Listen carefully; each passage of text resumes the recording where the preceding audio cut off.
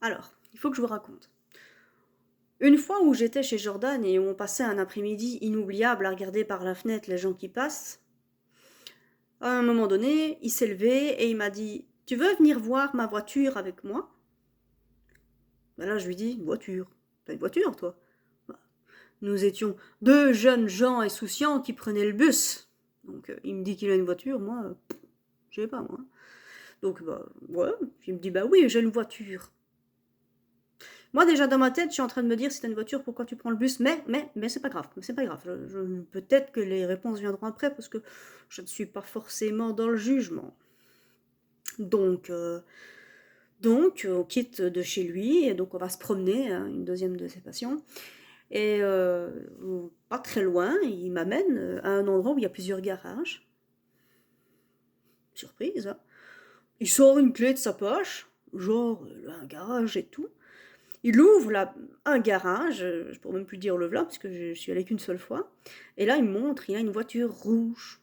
Alors, c'est un truc aussi, il faut savoir que Jordan était daltonien, donc tout était rouge chez lui parce que c'était la seule couleur qu'il voyait. Et c'est pour ça d'ailleurs que je m'étais coloré les cheveux. Voilà, parce que moi, normalement, je suis blonde en fait. Hein. Je suis pas vraiment rousse, j'ai des reflets roux dans les cheveux, mais ça fait partie des choses que j'avais fait pour lui faire plaisir à l'époque. Voilà. Je garde des roux parce que ça me va bien, j'aime bien. Donc, je vois une voiture rouge. Et je suis un peu, mais franchement, je tombe sur le cul, quoi. Je lui dis, c'est à toi, ça? Bah oui, c'est à moi, qui me dit. Et là, il faut quand même que je lui pose la question. Je dis, pourquoi tu roules pas avec? T'as une voiture. Je revois faire ses courses en bus. Donc, mais j'ai pas mon permis, qui me dit. Ah, je fais, bon, bah, faut le passer, quoi. Hein, c'est pas.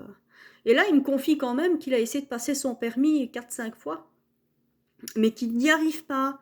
Mais je ne le juge pas, je dis oui, mais ça, il faut persister, c'est pas grave. Hein. S'il faut 10 fois pour y arriver, il te faut 10 fois. C'est voilà, hein, c'est peut-être facile pour quelqu'un, ça l'est moins pour quelqu'un d'autre, et que pour toi, certaines choses seront plus faciles que pour d'autres, ça ne le sera pas. Genre dormir à côté d'une fille sans la toucher, mais voilà, par exemple, ça fait partie des choses que.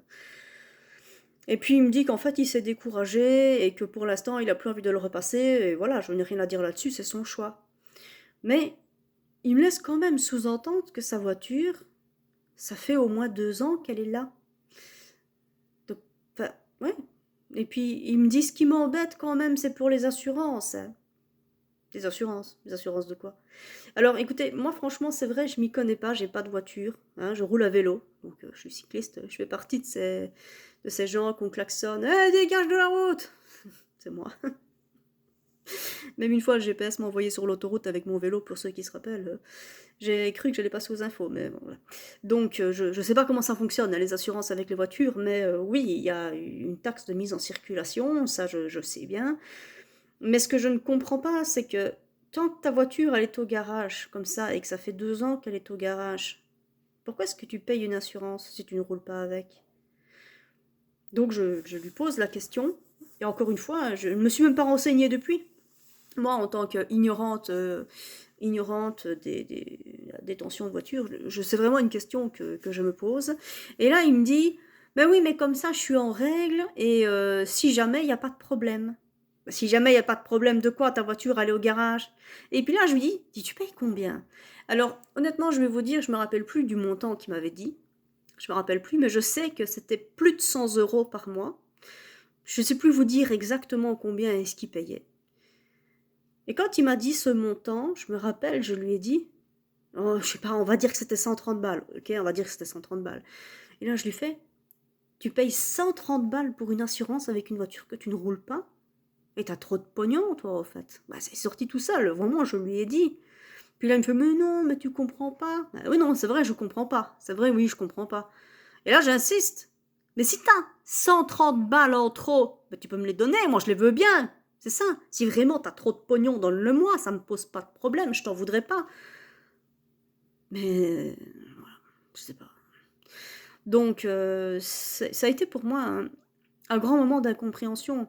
Parce que c'était une belle petite voiture, elle était là dans le garage, ça fait 2 ans qu'elle sèche. Voilà. Et même pas faire un coup. Si, Si, attendez, parce que ça date quand même. Il m'avait dit quand même que de temps en temps, il montait dans sa voiture, il faisait marche avant, marche arrière pour la faire chauffer et puis qu'il la remettait, quoi. Donc, si, il la chauffait de temps en temps. Mais en fait, voilà, c'était ça. C'était une expérience un peu bizarre aussi à faire avec lui. Mais l'histoire de la voiture, c'est quand même un truc assez énorme, quoi. Assez énorme. Ça fait 2 ans qu'il paye la blinde, il a la totale des assurances, hein, comme s'il roulait tous les jours avec sa voiture, et sa voiture est au garage depuis 2 ans.